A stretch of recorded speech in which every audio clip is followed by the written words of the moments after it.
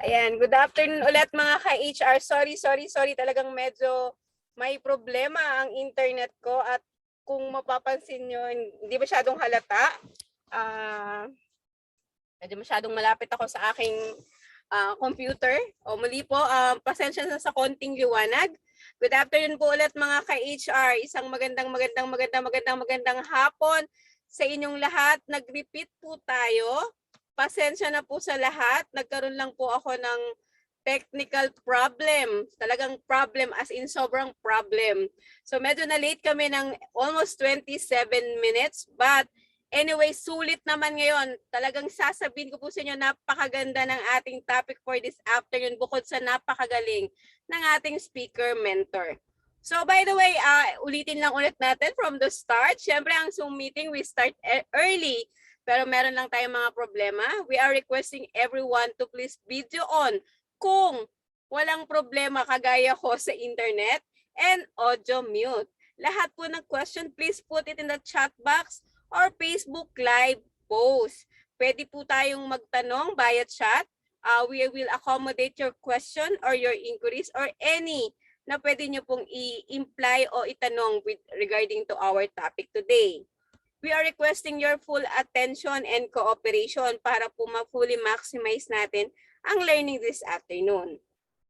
This is a free webinar, kaya po naka-Facebook Live po tayo. And we provide a certificate after paying of minimal fee of 50 pesos per webinar per attendee. Note lang po, we do not entertain e-certificate requests via email or FB Messenger.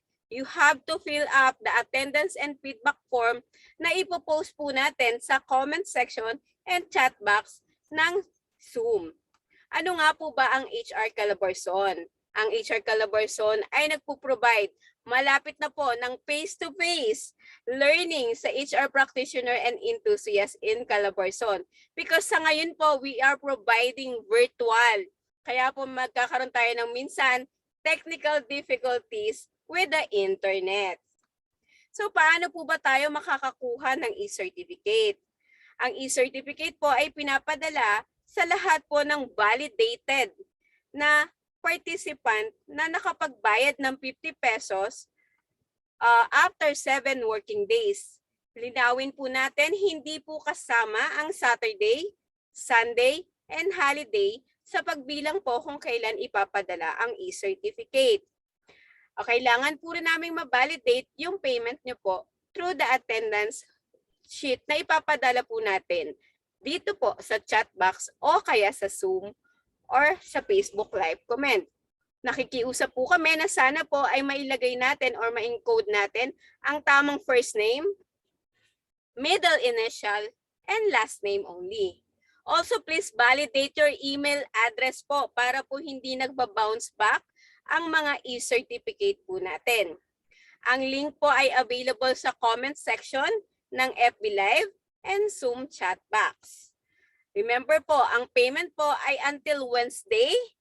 Ang close po ng attendance link ay tuwing Thursday. Para po mula Friday ay makapag-start na po tayo ng validation. Bakit nga po ba kailangan nating mag-pay ng minimal fee of 50 pesos? Ito po kasi ay ginagamit natin para po sa monthly subscription ng Zoom Facebook account, postpaid account para makapag-provide tayo ng free HRE knowledge webinar. Para po sa lahat, paki-screenshot po ang ating GCash payment 0919-009-6339. Ito po ay under sa pangalan ko po, Maria Nedeline Estrella. So, pasalamat lang po tayo. Isang mabilis na pasalamat para sa ating mga sponsor. CPHR. Ang CPHR po ay Certified Practitioner in Human Resource at magkakaroon sila ng Assembly 29 online learning certification on April 22 to 23. Ayan, join na po kayo. Meron po tayong 10% discount as a group members of HR Calabarzon. We will also would like to thank again our sponsor, Wellness, Health, and Total Rewards Insurance Consultant. Meron po silang HMO Medical Insurance, Group Life Insurance, personal accident insurance, executive checkup, retirement plan, clinic management, burial services, non-life insurance. Para po makahingi po tayo ng quotation, proposal, or product presentation, or any inquiries, please do screenshot these contact numbers and email address ng ating sponsor. Pwede po kayong mag-email sa kanila. And now, yun na nga, medyo binilisan ko kasi syempre, yung oras ng ating speaker medyo nahihiya akong i-haggle siya ng mas mababa pang oras because this afternoon, we will learn from the best and from the one of the favorite mentor and speaker ng HR Calabarzon who will tackle the HR business partnering, how to make HR more relevant in today's world of business transformation. And dahil nga po nagkaroon ng emergency ang ating co-founder, pagpasensyahan nyo na po at ako lang ang magiging host natin this afternoon. Meron po tayong assistant dyan na nag-OJT using my same account. Siyempre po, medyo nag-observe pa siya. Anyway, ipakilala natin ang ating speaker mentor today. Bukod sa para sa kaalaman ng lahat na favorite siya ng HR Calabarzon. At talaga naman nung panahong ako po ay isa sa Philippine HR Group volunteer, ay talagang hindi ako nag-absent. Basta po siya ang speaker dahil talaga namang bago ako umuwi, ay punong-puno ako ng learning from this speaker.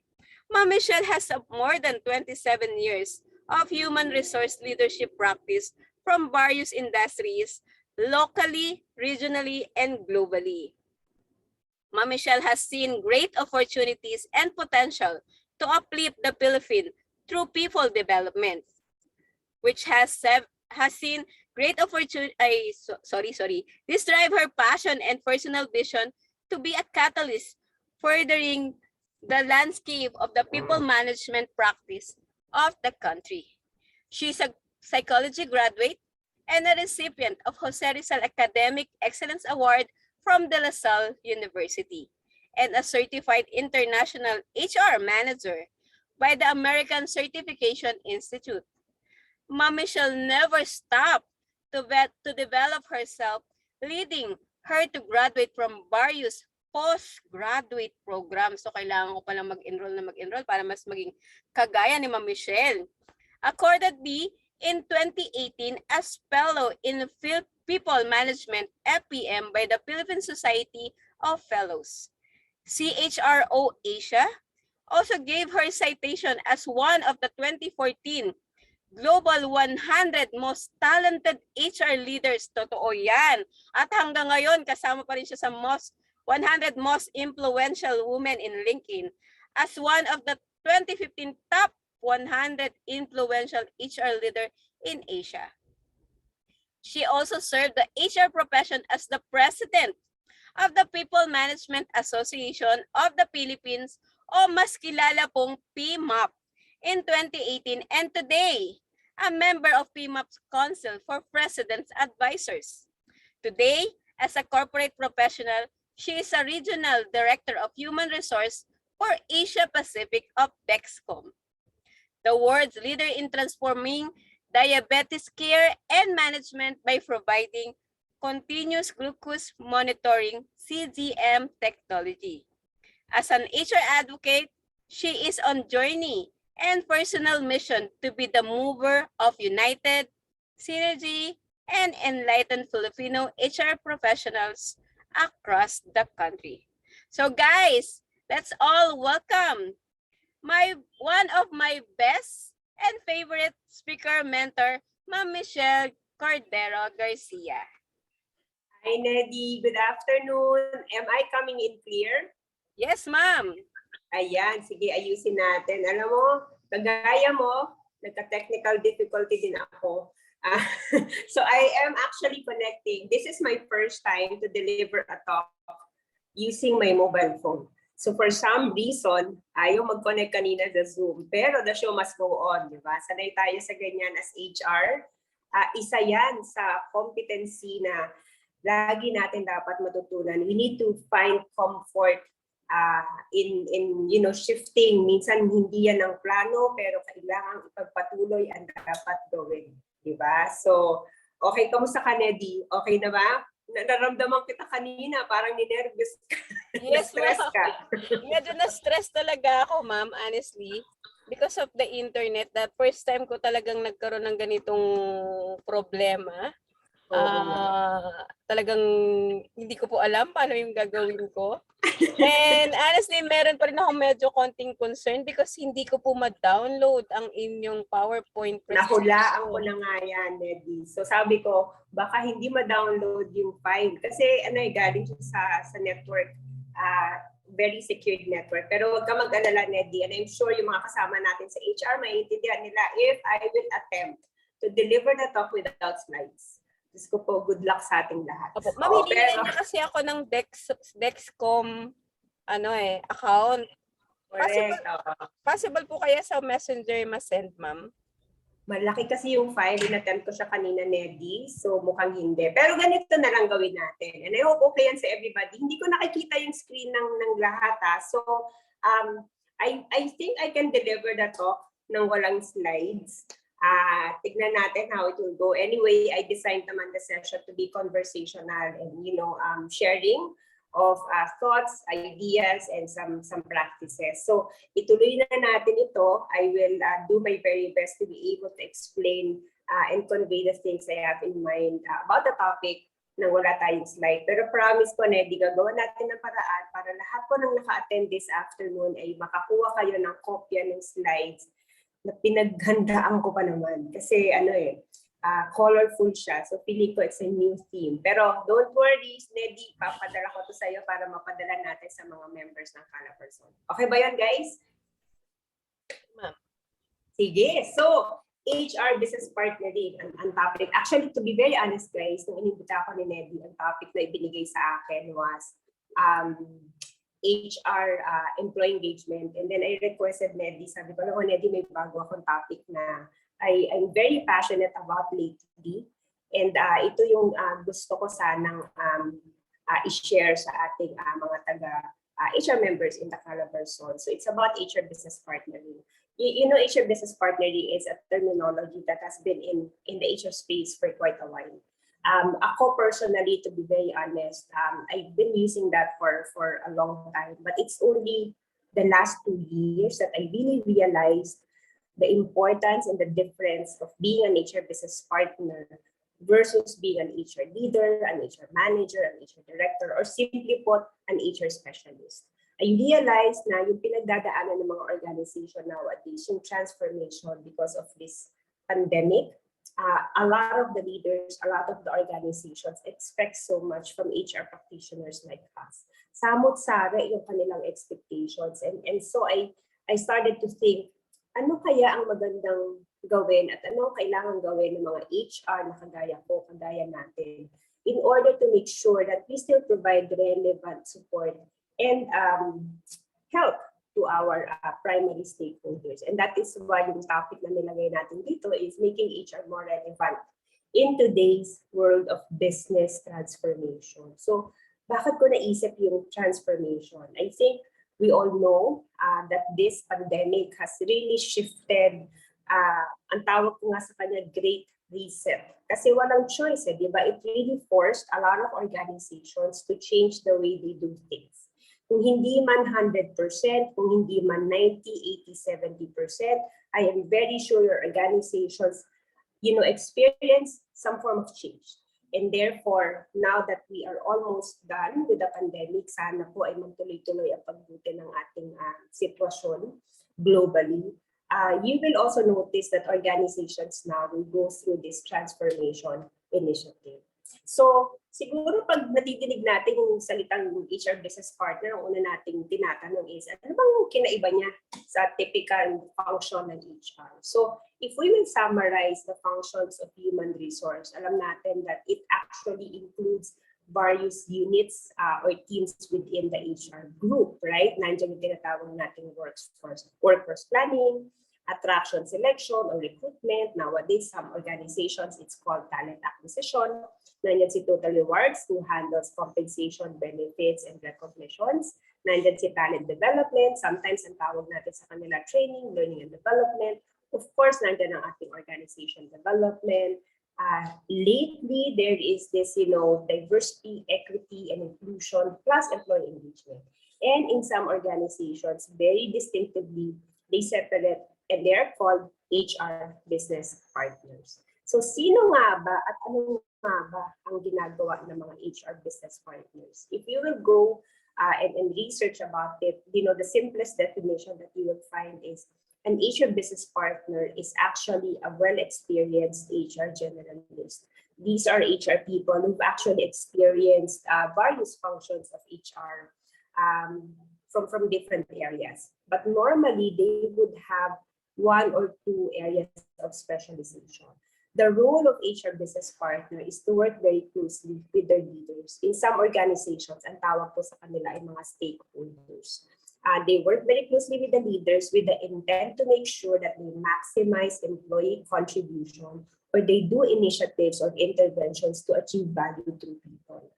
When I was new in this space, lagi ko siyang hinahalin tulad sa organization development.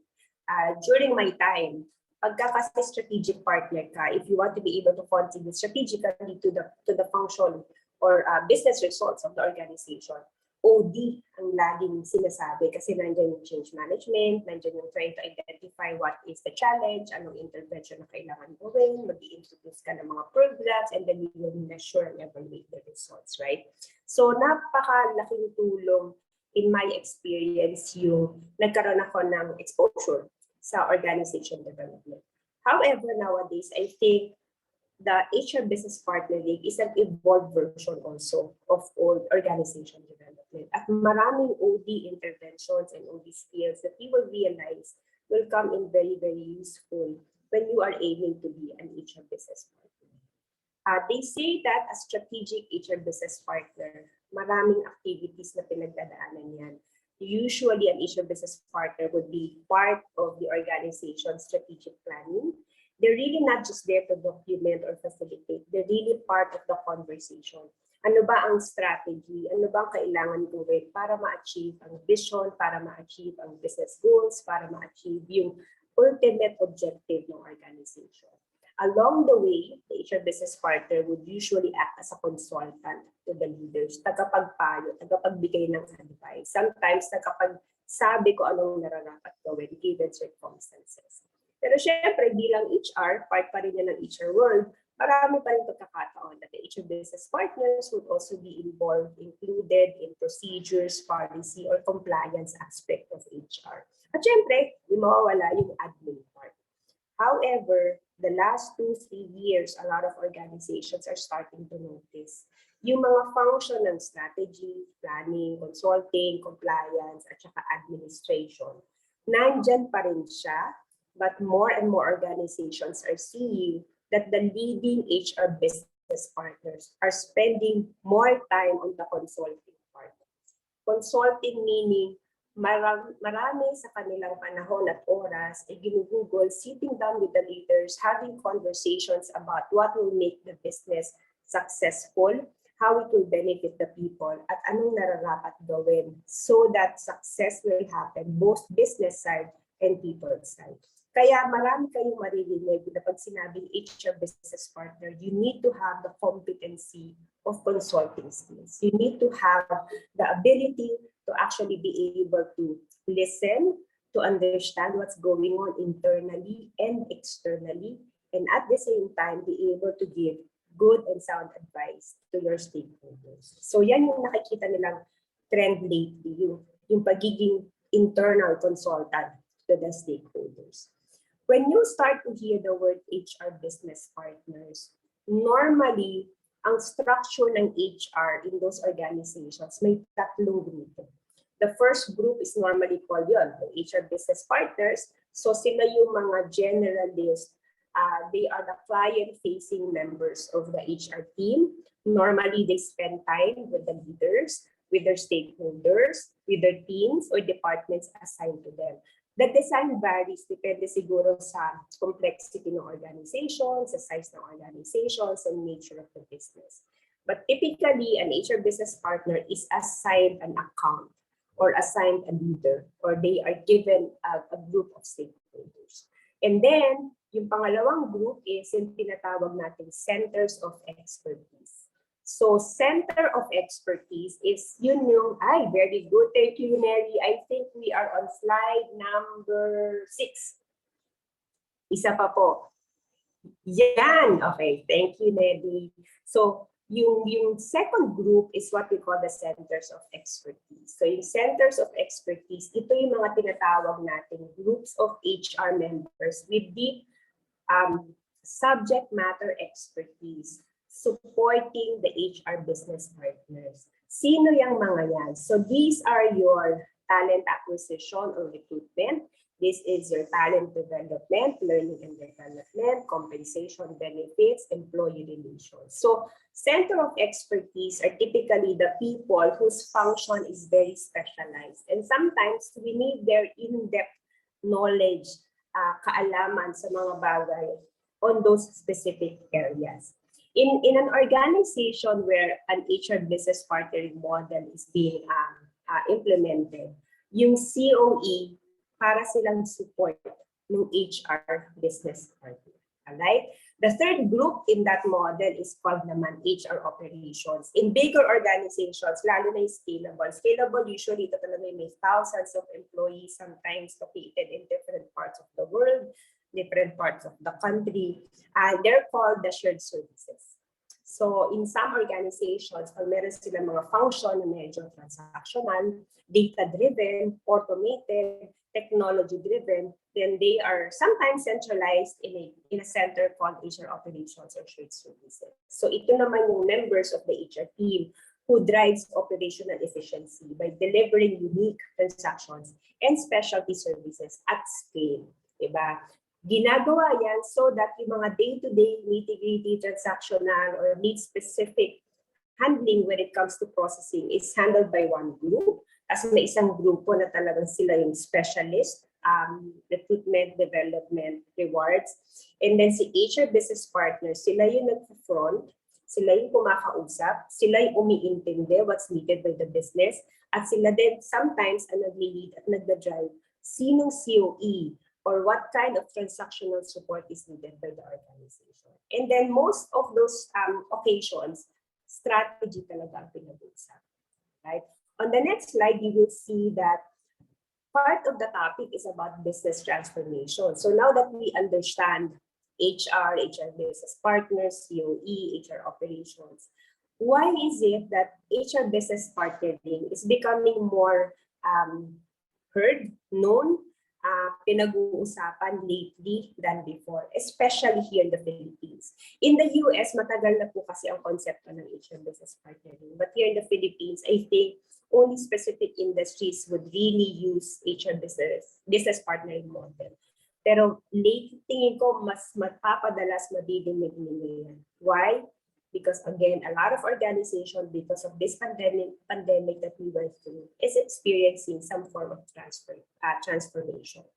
On the next slide, you will see that itong pinagdaanan natin the last 2 years and yung pagdadaanan natin this year is still all part of what we call the great change. Bakit great change? Alam na natin yung 2020, alam na natin yung 2021. Mag-focus tayo this year. Ano ba yung nangyayari this year? This year, kung familiar kayo or if your organization is like a PESA organization or you are in a space na meron kayong kino-comply ng mga certain government requirements, I think you've been hearing in the news that PESA organization nowadays are being expected to have all of their employees report back to the office 100% by April 1. Next week na po yun. Diba? And if they will not be able to comply and do that, there will be certain retraction of their income tax holidays, baka magkaroon ng mga penalties, and there are other sanctions for those organizations. Now, that is just one example. And why am I citing that? Because if you happen to be in that space, then malamang naririnig niyo yung mga conversation around, paano yan? Ayaw bumalik ng employee. Paano yan? Ang tanong ng employee is, can we just go back twice a week, 3 times a week. Kasi na-experience nila that they can actually do work from home without the need to be in the office 5 days, every day, every week, right? So may mga ganyang questions that HR and leaders are receiving from their employees. I'm sure narinig din ninyo yung tinatawag nilang Great Resignation, which is happening primarily in the US. Anong ibig sabihin ng Great Resignation? 2 years, a lot of the talents, napagod sila, na-stress sila, or they realize this new hybrid or new way of working is much more effective for them kaysa yung babalik sila sa workplace. And so some of them are realizing na, pwede na pala akong mag-shift ng career, mag-shift ng organization, or I aim and do something else that would match the lifestyle that I want. Right? So nagkakaroon ngayon ng Great Resignation, and talents now are moving around, whether papahinga muna sila saglit kasi napagod sila, or naglilipat sila dun sa mga organization flexible work. Right? Now, this entire change, I think, will also impact the landscape of organizations in the Philippines. If not now, very, very soon. Why? Alam naman natin, talents, di ba? Yung ating talents in the market, especially the generation of talents that we have right now, who are majority the millennials and the Generation Z. Iba din ang kanilang source of motivation, iba ang kanilang source of, being energized to do their work. And these are all valid, di ba? These are all valid, and we have to consider that. So on the next slide, you will see that organizations now, wala silang ibang choice but really to go through transformation. Wala silang ibang choice but to really revisit yung kanilang models, yung kanilang strategy, yung kanilang business design. Some organizations now, medyo nakita rin nila na, okay pala mag-online, diba? In fact, yesterday, I was just with another HR colleague from another organization, and she shared with me na, alam mo, Michelle, meron kaming office, 6 floors, give up na namin yung 4 because we already anticipate that, moving forward, we will only have few people report to the office at certain times, tapos mag-rotate na lang sila. And some employees are now going to really work from home or work from elsewhere. So just imagine, yung ganong simpleng change in the organization, maraming impact yun sa HR.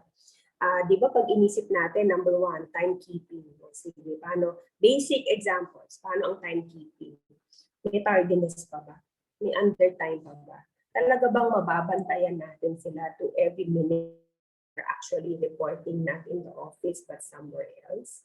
Paano yung confidentiality of information? How do we make sure that when they are online doing work elsewhere, talagang sinagawa at nagko-comply sila sa ating mga procedures at work, right? How do we really make sure that they are really working 5 days a week, 40 hours a week, so on and so forth, right? Benefits, di ba? Maraming nagtatanong ngayon na parang pwede po bang magkaroon kami ng subsidy for better internet kasi nakakatipid naman ang kumpanya sa rent or sa utilities. So yung ibang organization, they're now looking at, do we need to change our benefit design, right? Discipline policies, di ba? May mga policy kasi tayo ng attendance, punctuality, tardiness, uniform, dress code. So yung mga ganon, as simple as that, again, pagdadaanan ng isang organization na tanungin, we need to change the way we've been managing our people. And of course, on a more strategic perspective, yung mga ganitong bagay, ang tanong ng business is, are we really now ready model? From an on-site operations, for example, are we now really ready to embrace technology and do online marketing, online distribution, online selling, so on and so forth, right? So maraming mga usapin na ginagawa ngayon ng mga leaders together with other leaders and also HR on how they will transform, evolve so that the business will survive, and at the same time, the business will be able to cope up with the new demands of the time. So in the next slide, you will see na curious ako, di ba, na parang ano kaya ang mga pinagdadaan ng transformation ng mga organizations aside from the organization that I'm in right now? Sa Calabarzon ba, may nakikita ba kayong transformation o mga pagbabago that you think it would be good if HR would be part of that conversation? Why? Because on the next slide, you will see that you'll probably realize a lot of this transformation revolves around people, will impact people, will affect people. Kahit sabihin natin na ay yung transformation nila business model lang. At the end of the day, alam natin sa HR yan. Business model yan, pero mag-i-implement yan yung employees. And employees would have to be supported to go through a proper change management process for them to understand why are we changing the business model and what is it that we need to do na kahit nagkakaroon ng change ay continuously productive pa rin yung mga employees. So, next slide will show you that most of this transformation would really be centered and anchoring still on employees, on people. And that's why in my thinking, HR more than ever will play very critical role in this transformation in organizations. At ang mag-a-apply na skill or competency or unit of HR that will be really value-adding is yung ating pagiging business partner. Yung ating ability to be able to give advice, yung ating ability to be able to guide our leaders, yung ating ability to be able to be part of that conversation. So that when business considers transforming some of their strategies, processes, hindi nila makakalimutan yung human aspect. And that is why we are also in that process. Next slide, you will see na maraming roles our business partner. But if I will recap and if I will choose, siguro yung pinakamahalagang role ng isang HR business partner, I would choose these 3 key roles. Number 1, an HR business partner is a strategic partner. We are side by side with the leaders in crafting how the organization will transform and will continue to survive the evolution of work and organizations, not only in our region, in our province, in the country, pero globally. Diba? I imagine and I expect that HR business partners would always be consulted by the leaders. They will be seen as somebody that can give very insightful, very value-adding inputs on how the business should be managed and how people should be taken care of. Another key role of HR business partner is being a crisis manager. Alam niyo itong crisis manager, hindi lang siya sa pandemic, di ba? Pero naramdaman natin yan. I think the most difficult crisis that a lot of HR practitioners handle is itong pandemic, right? Before the pandemic, alam naman natin we had Taal, di ba? And today, the alert level in Taal was raised 1 level up. And ako, sana wag naman magtuloy-tuloy. But again, that is an example of a crisis that HR is expected to manage. Pero kahit wala yung mga ganong klase ng crisis, every day may mga crisis na minamanage ang HR. As simple as issuance of performance improvement plan. As simple as issuing a notice to explain, as simple as managing a disciplinary process, disciplinary action. Those are all part of a crisis in the organization. And HR is always there. And as an HR business partner, ang role natin is not only to guide the leaders on how to handle it due process, kasi pang CEO yun, yung process. Pero ang HR business partner, alam natin ang process, at alam natin ang tamang approach to use those processes so that we safeguard the interest of the business and at the same time the interest of the employee. The other one and the last important key role that I think HR business partners should play and continue to play is being a coach. Especially sa mga organizations na nagkakaroon ng pagbabago or transformation. Tayong HR business partners, we should be there not to tell people what to do, but to actually to guide them through their thinking process. for us to be able to lead them towards the right way of approaching things, for us to also be able to identify ano ba yung mga bagay na kailangan natin i-develop, baguhin, i-realize so that we become leaders to our organizations. The next slide would show you naman, ano naman yung mga key competencies of a good HR business partner. And again, there's a lot. There's a lot of competencies, but I would like to highlight only three most critical ones, at least to my opinion. One is business acumen. If we want to be a strategic partner to our leaders, it's very important that we exert effort to understand the business. Dapat naiintindihan natin yung negosyo, naiintindihan natin yung organization, naiintindihan natin paano tumatakbo ang isip ng ating mga stakeholders, what is the goal that the organization would like to achieve, ano yung mga pinakamahalagang strategy, goals and objectives that the organization is very keen and focused on achieving, so that we're able to participate in conversations, and that will make our presence and inputs advice relevant to the business. The other key competency that I think is very important is problem solving, lalo na sa panahon ngayon.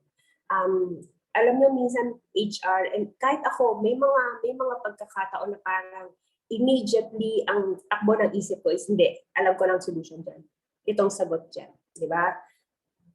And that's fine. That's perfectly fine, especially if the issue is something na talaga namang napagdaanan na natin mga HR. Talagang alam na rin natin kung paano i-handle.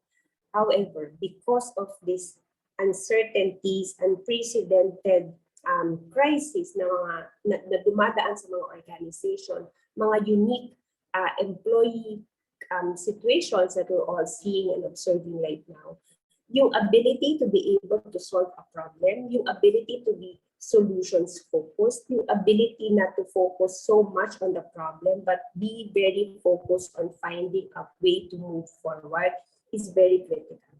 Kapag tayo ay may problem-solving mindset, di ba? Ang pagtingin sa atin ng mga stakeholders is we will always be part of the solution.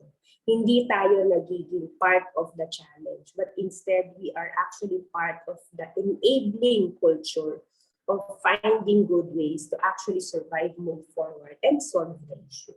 So very critical yung problem-solving skills. At may mga nakakabit na competencies dyan.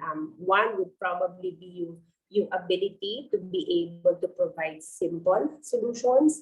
Yung intellectual horsepower, I think, is also a competency that goes along with problem solving. Yung ability to prioritize things is also something that will input to your problem solving. Kasi kung hindi tayo marunong mag-prioritize, ang dami-daming problems, ang daming posibleng solution, at hindi natin yan na naayos sa ating pag-iisip at nakaprioritize, then maybe it will affect, right, the recommended solutions that we will give our stakeholders.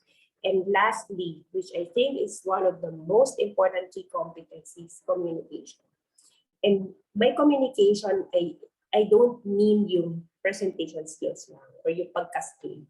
Communications for me is having the ability to make people understand what's going on. Walang kinalaman kung English ang gagamitin mo, kung Tagalog or whatever dialect it is. It doesn't matter.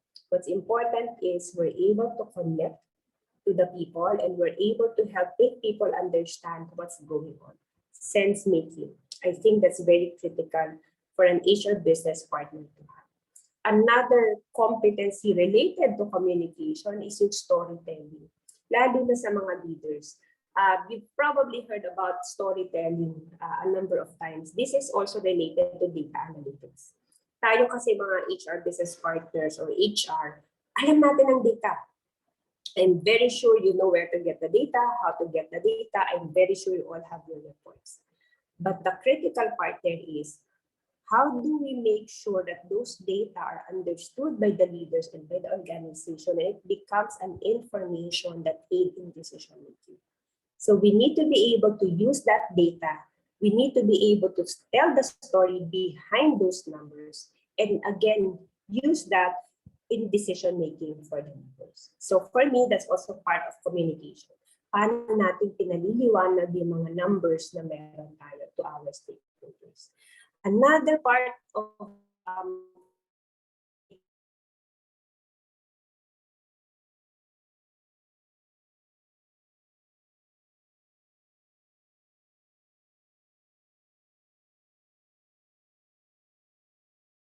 we're able to consider other options. I think the way we present our ideas would matter a lot in influencing others in this line of thinking. And lastly, communication that will inspire. Communication that will make people think na, all right, things will be okay. Things will be better. And this is not only for the employees, but even for our leaders. I think having a very empathic, compassionate way of communicating helps to communicate with inspiration. Having the ability to really listen and to really find out what people are thinking, how they're feeling is also part of communication. And if we do that successfully, that will also form part of us being able to communicate, to inspire. And nowadays, I tell you, maraming tao pa rin yung stressed, they operate with fear, kasi marami pa rin uncertainty. And therefore, it's very critical for Asia business partners to be able to model and coach leaders on how to communicate to inspire. And on the last slide, and this is a recap, I think with all of this happening nowadays, organizations are transforming. And therefore, it reminds us that HR is not just about HR. HR has always been about the business. Hindi siya yung business na profit or revenue lang. It's all about doing good business so that we're able to also provide good to our employees. And for us to achieve that, it requires acknowledging and appreciating three things. On the next slide, you will see that these three things is number one, the changes facing our world today. As if we want to be good HR business partners, we have to incorporate in our thinking, ano nga ba yung mga bagay na nangyayari socially, technologically, economically, sa environment and demographics, right? We need to be able to factor in our thinking yung mga pwedeng mangyari in the near future and how all of these changes will affect business performance. The second one is pace of change. Alam na din natin to. We've heard so many times about VUCA world. And right now, yung VUCA na yan is becoming more faster than ever before. So may VUCA na, may Agile pa. I think the only way to simplify this is the pace will continue to increase. The pace will continue to be faster. And it's very important for us to understand, to accept, and to appreciate that and make sure that we guide our organizations to survive and to manage at this pace of change. And lastly, individuation. Individuation and yung need ng organization at need ng mga employees, ng mga tao to find belief and purpose. Dapat pinanghahawakan nila na staying on, being part of this organization has a purpose. It has a meaning and it makes things relevant for me to stay on. Diba? They say that this year, moving forward, it's all about making people want to stay in your organization because they feel that they belong. They feel that despite the uncertainty, they're being taken care of. They feel that they are part of a community. And this is the reason why also you will hear very soon, if you're not yet hearing it, programs related to diversity, equity, inclusion. And when we say diversity, I hope buksan natin yung isip natin na it has not only have to do with LGBT, ang daming elements ng diversity. These are even, how are we engaging or how are we bringing in people with special skills or specially able individuals into our organization. Yung mga employees natin na may iba't ibang background, yung mga employees natin who are new moms, di ba? Kasi they're in different stages of their lives. How are we using all of those individuality to be part of a bigger organization who embraces diversity, equity, and we make sure that we make them feel that they belong, and that is inclusivity. So HR business partner, yes, I think that is the unit of HR that will continue to grow, that will make HR more strategic, but it's up to us to also continuously develop ourselves so that we're able to provide and perform well those key roles to our organization. So I hope that is helpful, and I hope that has given you some ideas on how you can continue to hone your skills and how we can be better HR in this new world of work that we are in right now. So back to you, Neddy, at magandang hapon po.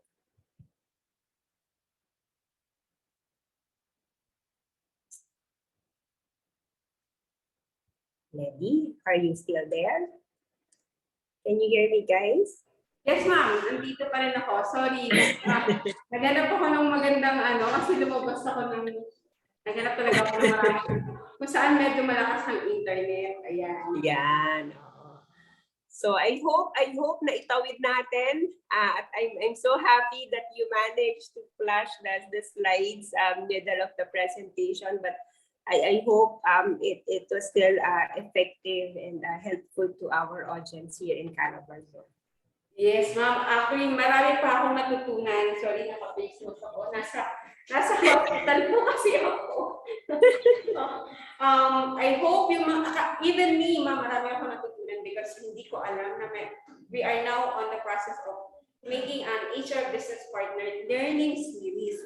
So, meron pa pala kaming mas matututunan pa with Ma'am Michelle na mai-implement namin o may dadagdag namin sa learning series na ginagawa ng HR Calabarzon. Kaya kung pala sabi ni Ma'am Vivian, no, get it. Pakisabi mo kay Ma'am Michelle, maganda yan.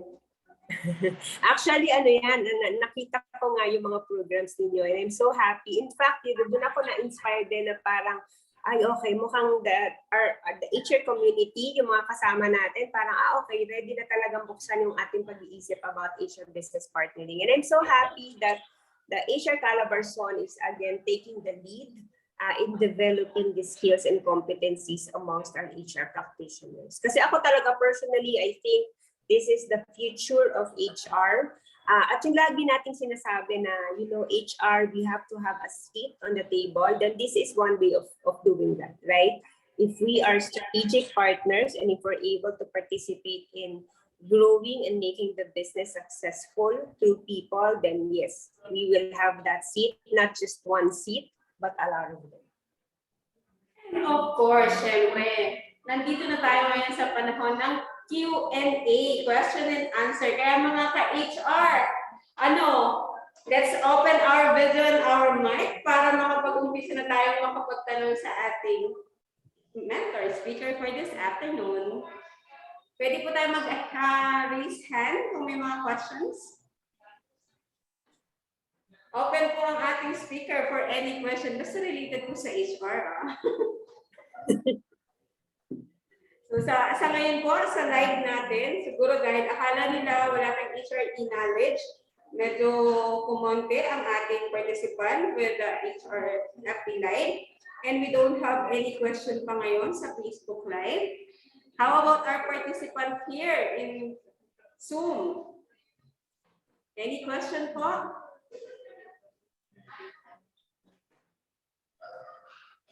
Purmang, thank you po. Thank you so much. Ang message natin sa Facebook Live. At talaga namang na-enjoy nila. Kahit naman ako na-enjoy ko, may mga kailangan pa pala akong i-furnish as an HR practitioner to be para mas magandang tawagin HR business partner. But salamat din for always, inviting me to be part of the HR Calabarzon activities. And I hope makapag-deliver din tayo ng face-to-face, Neddy, na nakakamiss din magbigay ng face-to-face talks. And, hopefully we get to do that with the rest of the Calabarzon. Siguro if there's one thing that I just want to add, kasi baka yung mga kasama natin sa HR, minsan ang akala talaga nila HR business partner ay pang malalaking organizations lang yan or pang multinational or global. Actually, I challenge you. I-observe ninyong maigi yung HR function in your respective organizations. regardless how big, how small. And then ask yourself, ano ang pwede natin gawin so that we are able to provide more value-adding support to the business? Once you're able to find your answer, and you don't need to make it complicated, yung simple lang, isang program, isang intervention, start small, start simple, hanggang unti-unti, you will build your credibility and the organization will also see na, uy, ang HR pala, hindi lang pang process ng attendance, timekeeping. Ang HR pala, hindi lang tagagawa ng memo ng discipline at saka taga-process ng mga SSS, PhilHealth, pag-ibig. Diba? So, we also need to exert effort for organizations to realize that we can actually do more. And we can achieve that by continuously developing ourselves, by continuously opening up our eyes and our minds on what's going on around us, and having that courage to enter into conversation and challenging the minds of the leaders of our organization on paano makaka-apekto itong mga bagay na ito sa business and what can we do para yung mga tao natin continuously will be productive despite all of these challenges. So try natin yon, and I'm sure you will feel na parang, ay, iba pala. Iba when you look at HR as a business partner. Again, we're calling our participant. Do you have any question? Last call po. Mga question po para sa ating mentor and speaker for this afternoon. Puro thank you po ang nakikita at talaga namang ang gaganda ng mga heart nila sa ating mga heart live. Oo nga. Oh. Alam mo, walang question na siguro kasi Saturday afternoon. And again sa mga kasama natin sa Batangas, Tagaytay area, so ingat po tayo, alert 3. But hopefully, ito'y mapagdadaanan at masasurvive ulit natin. Yes, I'm actually here in Alfonso. So medyo ino-observe din namin what's going on. Opo, medyo nag-uumpisa na naman mag-alboruto si best friend, Bulgang Taal. And remember, sana naman hindi. One role na meron tayo ay crisis manager. So proactively medyo paghandaan na natin what if the alert level will be heightened, what is it that we need to do to safeguard our business, to safeguard our employees. So panibagong pagsubok, but I am very sure kaya maglampasan ito ng ating HR calibers. Tayo pa ba? Yes, tayo pa ba? Pinagdaanan ng region na ito at napaglampasan. Actually, ma'am, tama naman yung message ni Ma'am Melanie.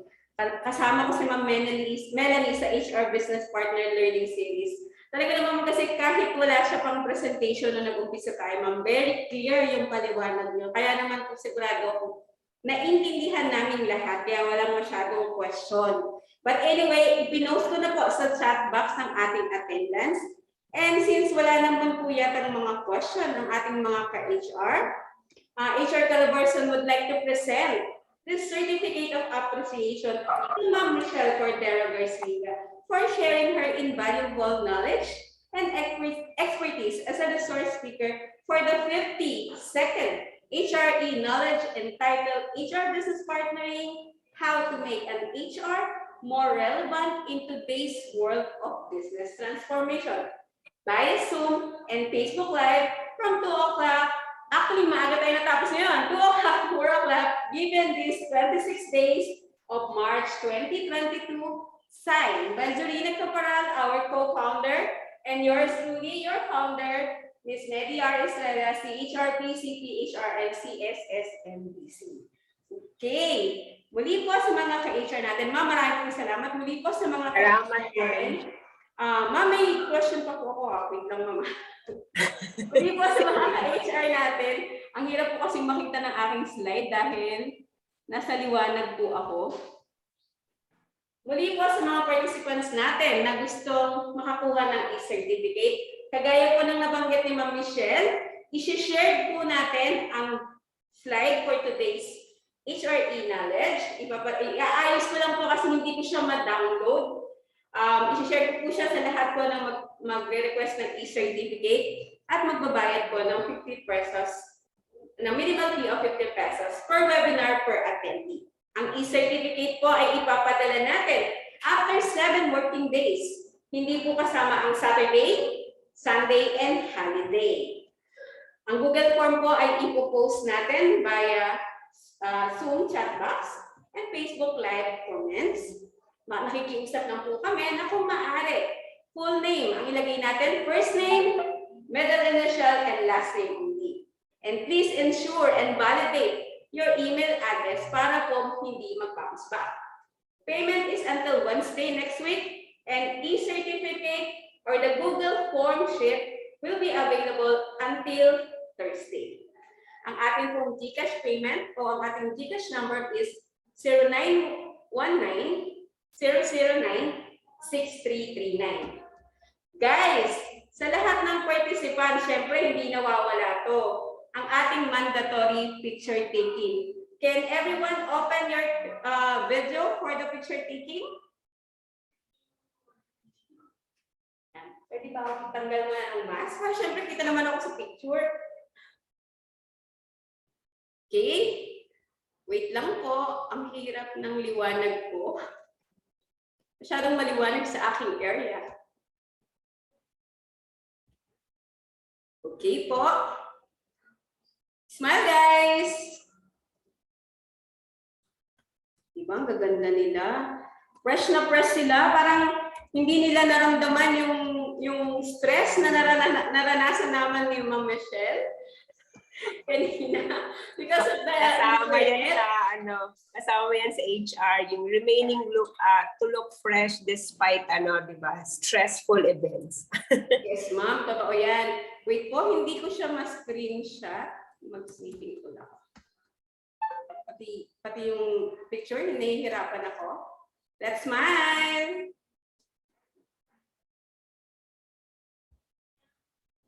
Ayan. Another slide po. Diba, nakadalawang slide din sa akin. Sa mga ka-HR po, pwede po nating mapanood ang ating replay via sa ating Facebook Live. Kaya huwag po kayong mag-alala. Meron po kayong pagkakataon na muli pong mabasa o makita o mapanood ang presentation ng ating speaker this afternoon. Ayan. Okay? Oh, ang hirap. Ang hirap pala talaga. Muli po, ang HR Calabarzon ay nagpapasalamat po sa ating speaker, mentor. Talagang